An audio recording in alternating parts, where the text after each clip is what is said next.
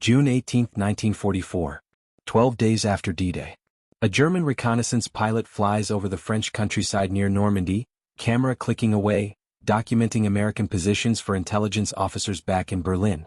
Below him he spots them. Hundreds of American tanks. M4 Shermans lined up in perfect rows. Artillery batteries positioned for attack. Trucks moving supplies.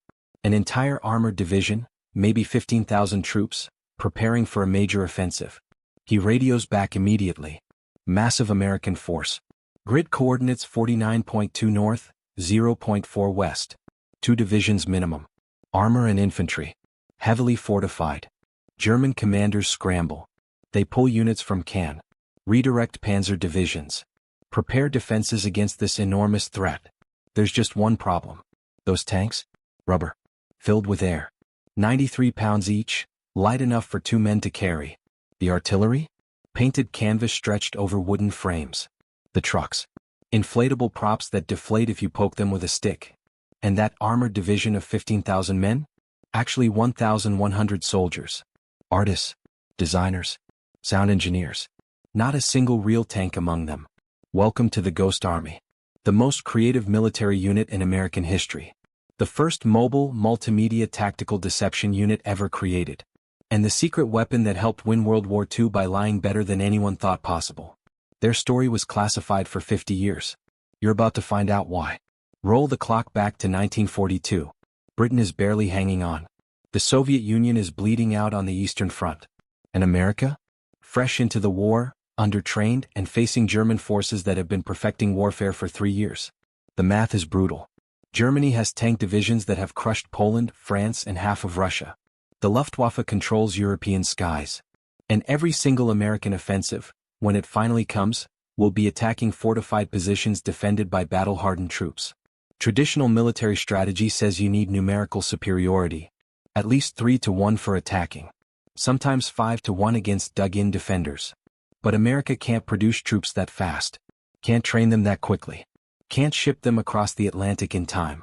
So American military planners sitting in London, Colonel Billy Harris and Major Ralph Ingersoll, have a crazy idea. What if you didn't need actual troops? What if you could make the Germans think you had 30,000 men when you only had 1,000? What if you could fool aerial reconnaissance, radio intercepts, and even spies on the ground into believing phantom armies existed? Harris is a by-the-book military officer. Practical. Feet on the ground. Ingersoll? He's a celebrity journalist.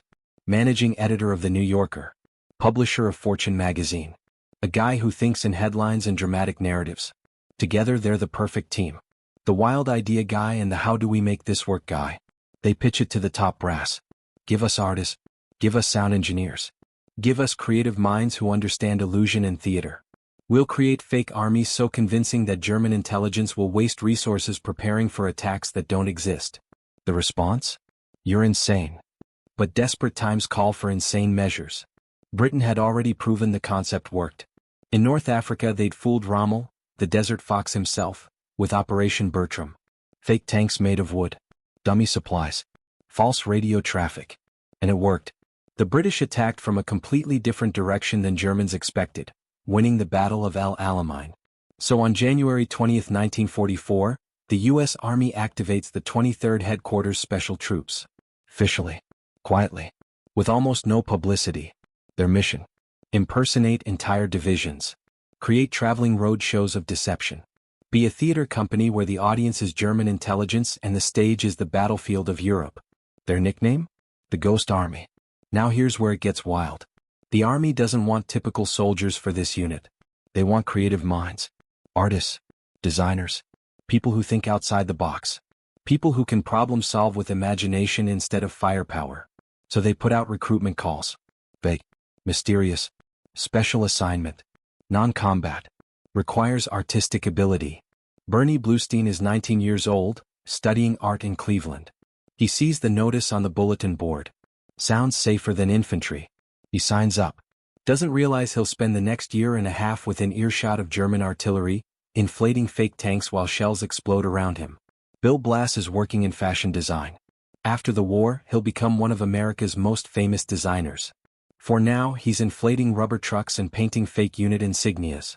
Ellsworth Kelly is a 20-year-old art student from New Jersey. Decades later, he'll be one of the most important abstract painters of the 20th century. His works will hang in MoMA. But in 1944? He's using his artistic training to make inflatable artillery look real from 1,000 feet up. Art Kane, future legendary photographer who'll shoot some of the most iconic images of jazz musicians and celebrities, is here. Jack Macy, future museum designer, is here. Wildlife artist Arthur Singer is here. The Army assembles 1,100 men. The unit has one of the highest average IQs in the entire military. 119. That's gifted level intelligence.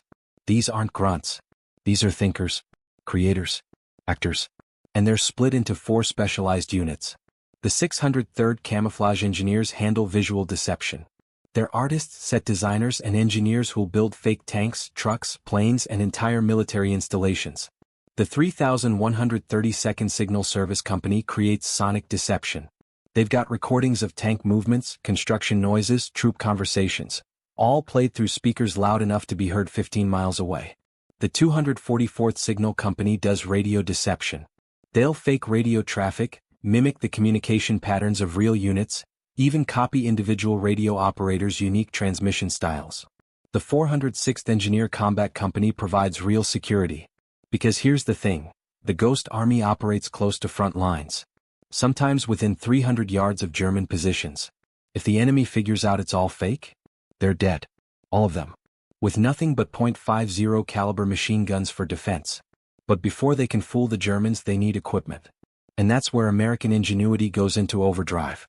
Let's talk about these inflatable tanks. Because they're engineering marvels. The Army contracts with the U.S. Rubber Company in Woonsocket, Rhode Island. The same company making inflatable life rafts for pilots. They task a designer named Fred Patton with creating the most realistic fake tank possible. Patton builds them from rubberized canvas stretched over an inflatable frame. The frame is a skeleton of pressurized tubes. Think of it like a tent but shaped like a Sherman tank. The outer skin is neoprene, thick enough to hold shape, thin enough to fold into a bag. When deflated, one tank fits in a duffel bag. Weighs 93 pounds. 2 men can carry it. When inflated, it's 18 feet 4 inches long, 8 feet 3 inches wide, 7 feet 9 inches tall. From 300 yards away, or from a reconnaissance plane at 10,000 feet, it looks exactly like a real M4 Sherman tank. How long does it take to set up? 20 minutes. One guy with an air compressor. Open the bag. Spread out the canvas. Attach the inflation tubes. Turn on the compressor. Watch it grow. Real Sherman tank? 33 tons of steel. Costs $44,800 to produce. Takes 8,000 man-hours to build. Burns gasoline. Needs trained crew. Requires maintenance. Inflatable Sherman? 93 pounds of rubber. Costs $150 to produce. Requires 2 guys and an air compressor. No fuel. No crew. And when you're done with it, you deflate it and stuff it back in the bag. Do the math. One real tank costs $44,800. You could build 298 fake tanks for the same price. That's insane economics. But here's the genius part. The inflatables aren't perfect. Up close they're obviously fake. The texture is wrong. They don't have working treads. You could poke a hole in one with a bayonet. But here's what the Ghost Army understands. Nobody sees them up close. German reconnaissance pilots are flying at 10,000 feet. German observers are looking through binoculars from miles away. And from that distance, with proper positioning and camouflage, the fakes are indistinguishable from real tanks. The Army produces hundreds of them. Sherman tanks. M7 Priest self-propelled guns. Aftracks. Trucks. Artillery pieces. Entire motor pools made of rubber and hot air. But visual deception is only part of the show. Enter the sonic unit. The 3132nd Signal Service Company has collected recordings of actual military operations. Tank treads clanking. Engines revving. Construction equipment building bridges. Troops shouting orders. Mess kits clattering. Generators humming. They press these sounds onto vinyl records, massive collections of audio. Then they mount speakers on trucks. Not little speakers. Enormous speakers. The kind that can project sound 15 miles across open terrain. At night, they'll drive these sound trucks to within a few hundred yards of German lines. Play recordings of an entire armored division moving into position. The Germans hear hundreds of tanks. Thousands of troops. Construction crews building fortifications. All fake. All pre-recorded. all designed to make the enemy believe a massive force is assembling right in front of them. And the radio deception? That's psychological warfare at its finest.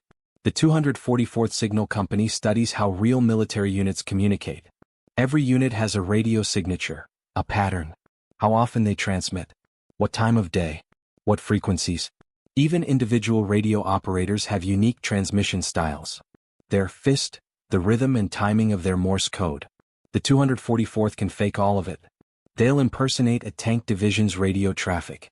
Make it seem like that division is in one location when it's actually 50 miles away. They'll even study captured German intelligence reports to see what the enemy is listening for, then feed them exactly what they expect to hear. It's method acting. Military edition. And it's devastatingly effective. Summer 1944. The Ghost Army lands in France shortly after D-Day. They're nervous. This is theory becoming practice. Artists playing soldier. Rubber tanks facing real panzers. If this doesn't work, they're all dead. Their first major operation is Brest, a heavily fortified French port city that the Germans refuse to surrender. 3 American divisions are laying siege. The Germans have 38,000 troops inside. Dug in. Determined to fight. The Ghost Army gets orders. Make the Germans think there's a 4th division approaching from the south. A phantom armored division that doesn't exist. Tie up German reserves. Keep them guessing. The artists get to work. They inflate 50 dummy tanks and position them in fields south of Brest. Real tanks? Safely miles away. But from the air, German reconnaissance sees an armored formation. Hundreds of vehicles. The sonic units move sound trucks within 300 yards of German positions. At night they play recordings of tank movements. Construction sounds. Radio chatter. The Germans hear what sounds like an entire division preparing for attack. The radio unit starts transmitting fake traffic. Using call signs that match real armored divisions. German intelligence intercepts it. Plots it. Concludes, major attack incoming from the south. And the Ghost Army soldiers? They play their parts. They wear patches from the fake division. They go into local cafes and talk loudly about their unit, knowing German spies might be listening. They act like soldiers from a real armored division because that's what the script demands. For 10 days the deception holds. German intelligence reports are panicked. They're convinced a massive force is assembling. They can't figure out where it's coming from or when it'll attack. They pull resources. Fortify southern defenses. Meanwhile, the real American forces attack from a completely different direction. When Brest finally falls, captured German officers are interrogated. Why didn't you reinforce the north? Allied intelligence asks. We couldn't. There was an entire armored division threatening from the south. We had to hold reserves in case they attacked. That armored division? Rubber. Recordings. Radio static. And 1,100 artists. Operation Brest is a success. The Ghost Army just saved thousands of American lives. And nobody back home will know for another 50 years. Fast forward to March 1945. Germany is collapsing. The Rhine River is the last major obstacle before Allied forces pour into the German heartland. The Ninth Army needs to cross. But the Germans know it's coming. Every bridge is fortified. Every crossing point is mined and defended.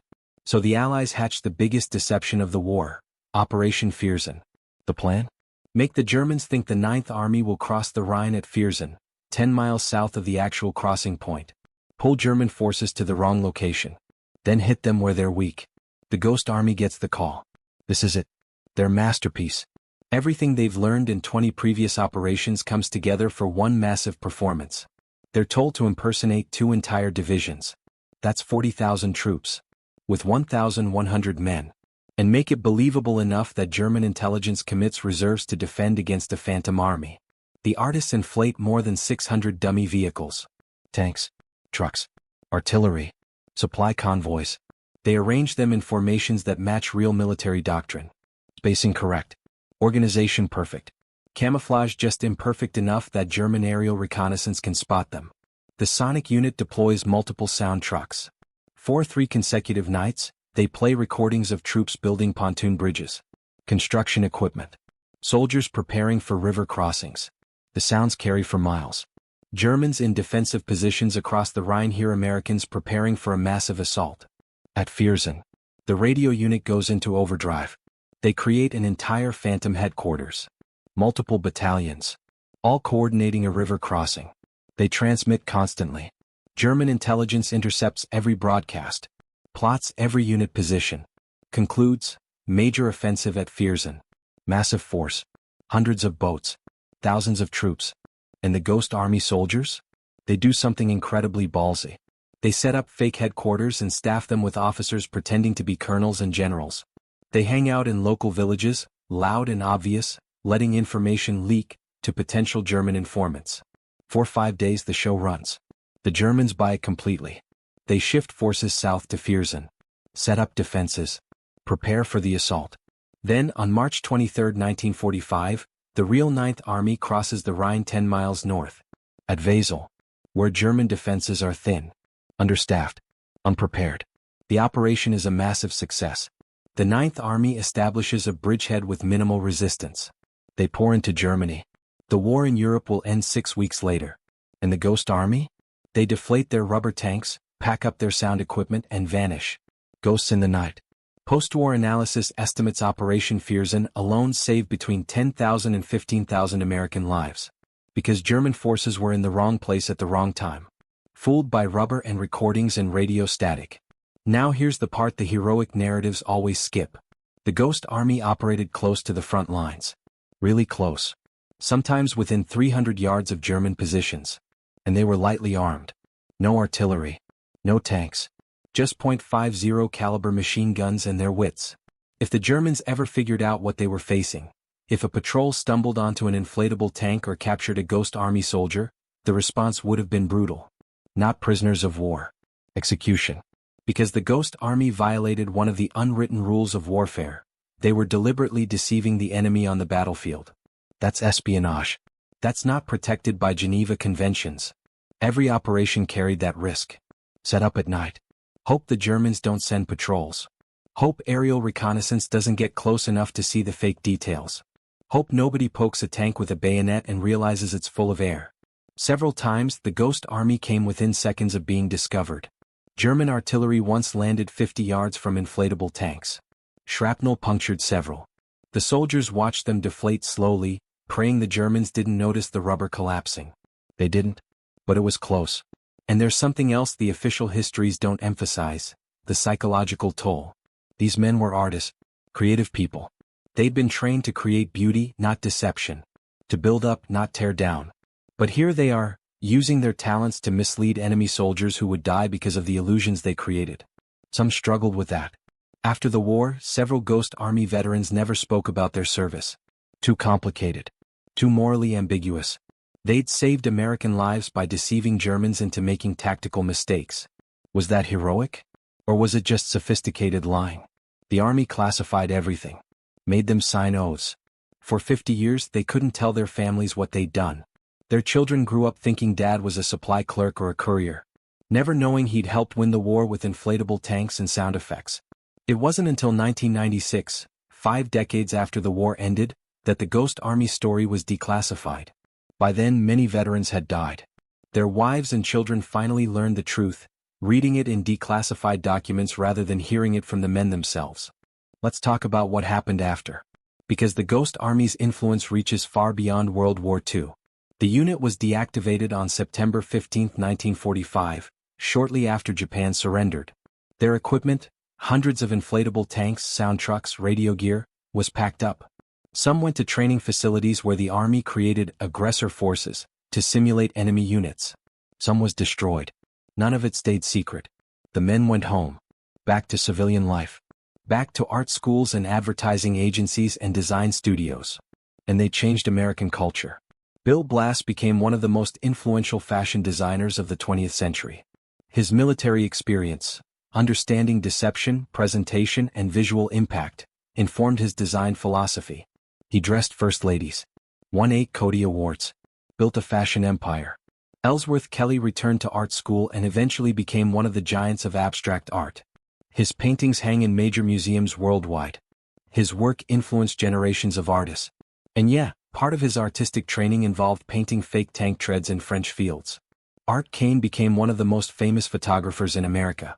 His 1958 photograph, A Great Day in Harlem, 58 jazz musicians gathered on a stoop, is one of the most iconic images in American music history. He'd learned framing and composition while documenting Ghost Army operations with a borrowed camera.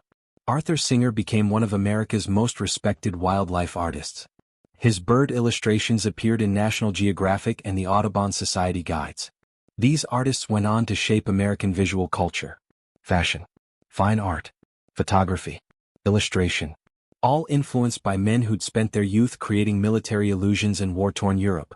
But the bigger legacy? The Ghost Army proved that creativity wins wars. That psychological warfare works. That deception, properly executed, saves lives. Modern military doctrine owes debts to the Ghost Army. Electronic warfare, jamming enemy communications, spoofing radar, is Ghost Army thinking at scale. Psychological operations, using media and messaging to influence enemy decisions, directly descends from the 23RD's tactics. Even drones and decoys used in modern conflicts trace back to those inflatable tanks in 1944. In 2013, PBS aired a documentary about the Ghost Army. Suddenly, Americans were learning about this unit for the first time. Veterans, now in their 80s and 90s, started getting recognition. Some wept during interviews, finally able to tell their stories after 70 years of silence. In February 2022, President Joe Biden signed the Ghost Army Congressional Gold Medal Act. Congress, Democrat and Republican, united for once, voted to award the Congressional Gold Medal to the Ghost Army. It's one of the highest civilian honors America gives. Only a few hundred have ever been awarded. In March 2024 at the U.S. Capitol, surviving Ghost Army veterans received their medals. 9 of them, all in their late 90s, some in wheelchairs, stood while Congress honored them. Standing ovation. Tears. Recognition finally for what they'd done 8 decades earlier. Bernie Bluestein, that 19-year-old art student from Cleveland, was there at age 98. "We fooled the enemy," he said simply. "We saved lives. That's all that mattered." Let's put this in perspective. Over 21 months of operations, the 23rd Headquarters Special Troops and the 3133rd Signal Company in Italy conducted 25 battlefield deceptions. 25 performances. 25 shows where the audience was German intelligence and the stakes were thousands of American lives. They deployed over 600 inflatable vehicles at various times. Tanks, trucks, artillery, aircraft, all rubber and air. Set up and broken down hundreds of times. Transported across Europe in the back of trucks. Their sonic operations use sound effects audible up to 15 miles away. German troops across entire regions could hear American forces assembling. Construction equipment building bridges. Tanks moving into position. All pre-recorded. All fake. Their radio deception created phantom divisions that German intelligence tracked, plotted, and tried to counter. Intelligence officers in Berlin studied maps with Ghost Army units marked. Units that didn't exist except as radio signals and imagination. And the cost comparison? Mind-blowing. One real Sherman tank, $44,800. One fake Sherman tank, $150. That's a 300-to-1 cost savings. The entire Ghost Army budget for fake equipment was less than the cost of a single armored battalion. Estimated lives saved? Between 15,000 and 30,000 American soldiers. That's the equivalent of an entire division. Soldiers who went home to their families because German forces were in the wrong place at the wrong time, fooled by artists with air compressors. And the casualties? Remarkably few. Despite operating close to the front lines, despite being lightly armed, despite the constant risk of discovery, the Ghost Army lost only a handful of men to enemy action. Their creativity and caution kept them alive. Now let's address something important. The Ghost Army story has become somewhat romanticized. Movies are in development. Books emphasize the heroism and cleverness. And don't get me wrong, they were heroes. They were clever. But war isn't clean. The Ghost Army's deceptions worked because German soldiers died in the wrong places. Panzer crews waiting at Viersen weren't at Wesel where they were needed. Those tank crews died because they were defending against an attack that never came, while the real attack happened elsewhere. The Ghost Army didn't kill them directly. But the deceptions pulled German forces out of position. Made them vulnerable. And when the real attack came, those soldiers paid the price for believing the illusion. That's war. Ugly. Complicated. Morally ambiguous. Several Ghost Army veterans struggled with this after the war. They'd used their artistic talents, gifts meant to create beauty, to facilitate killing. Even if indirectly. Even if it saved American lives. The weight of that stayed with some of them for decades. And there's another uncomfortable truth. The Ghost Army's existence was classified for 50 years partly because it worked too well. If enemies knew how thoroughly they'd been fooled, it would have been embarrassing. German military intelligence, post-war, didn't want to admit they'd been tricked by rubber tanks and recordings. So the story stayed secret. American military leadership also wanted to preserve the tactics for future use. Why tell the world your deception methods when you might need them again? So the Ghost Army faded into classified obscurity while their equipment went into storage for the next conflict. Only decades later, when the Cold War was ending and the tactics had evolved beyond World War II methods, did the Pentagon declassify the files. So what's the takeaway? Why does the Ghost Army story matter 8 decades later?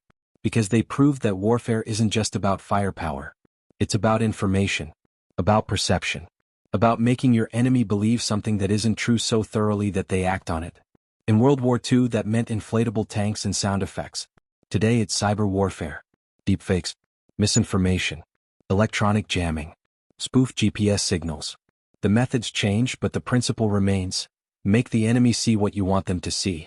Modern militaries still use decoys, inflatable aircraft placed on runways to draw enemy fire, dummy missile launchers that light up on thermal imaging, electronic warfare systems that make one aircraft look like 20 on radar. All descendants of the Ghost Army's tactics. But here's the deeper lesson: creativity is a weapon. The Ghost Army wasn't strong because they had tanks, real or fake. They were effective because they thought differently. Because they approached military problems like artists approaching a canvas. How do we create an illusion? What does the audience expect to see? How do we give them that while hiding the truth? That creative thinking saved 15,000 to 30,000 lives. More than most infantry divisions. More than bomber campaigns. More than naval battles. Because they fought with their minds instead of their muscles. And they were ordinary people. Art students. Designers. Sound engineers. Draftees who happened to have creative skills. Not elite soldiers. Not special forces. Not trained commandos. Just smart people given an unusual mission and the freedom to be creative. That's powerful. That's the real story of the Ghost Army. Not that they had cool technology or clever tactics. But that ordinary creative people, given extraordinary circumstances, can change the course of history. Today, if you visit the National World War II Museum in New Orleans, there's a Ghost Army exhibit. One of the few surviving items is there, an inflatable M4 Sherman tank. Fully inflated. Standing proud. Looking from 20 feet away, surprisingly real. Up close you can see the seams. The rubberized canvas. The inflation tubes. It's obviously fake. But step back. Imagine seeing it from a plane at 10,000 feet. Imagine German intelligence officers studying reconnaissance photos, counting tanks, estimating American strength. The deception becomes clear. And brilliant. On the walls around the tank are sketches. Ghost Army soldiers were artists, remember? They documented their operations. Drew what they saw. Painted the landscapes of war-torn Europe. Those artworks, created during lulls between deceptions, are now museum pieces. Historical documents that show war from an artist's perspective. And there are photographs. Grainy black and white images of men inflating tanks in French fields. Sound trucks hidden in tree lines. Radio operators hunched over equipment. Young faces. Most now gone. Their average age in 1944 was 23. Today the few survivors are pushing 100. The exhibit includes letters. Personal correspondence that soldiers wrote home but couldn't send because everything was classified. Letters they kept in footlockers for 50 years until declassification. Dear Mom, I can't tell you what I'm doing, but I'm safe and I'm helping win the war. That's all they could say. And in 2024, a new exhibit opened. Modern military deception technology displayed alongside Ghost Army equipment. Showing the lineage. How those 93-pound inflatable tanks evolved into today's sophisticated decoys. How sonic deception became electronic warfare. How radio trickery became cyber operations. The Ghost Army's influence never ended. It just evolved. In 2023, Bernie Bluestein gave one of his final interviews before his death at age 99. The journalist asked him, "Do you think what you did was heroic?" Bluestein paused, thought about it, then said something that captures the Ghost Army perfectly. "We were artists pretending to be soldiers, pretending to be a fake army to fool real soldiers into making mistakes. Was that heroic? I don't know. But it worked. And thousands of Americans went home to their families because we were good at lying. So yeah, I'm proud of it." That's the Ghost Army in one quote. Artists. Pretending. creating illusions, saving lives through deception.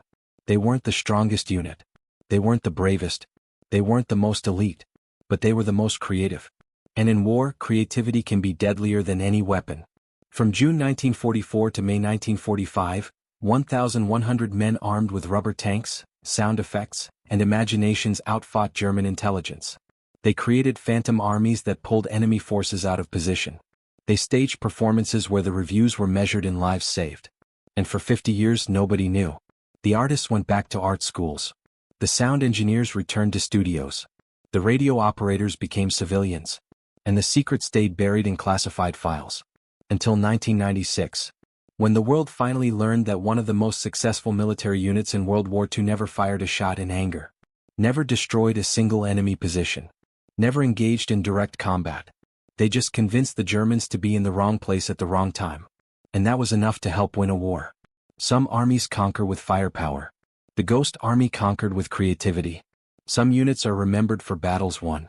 The Ghost Army is remembered for battles that never happened, because the enemy was too busy defending against illusions. And some soldiers carry rifles. The Ghost Army carried paintbrushes, air compressors, and sound records. And they kicked ass anyway.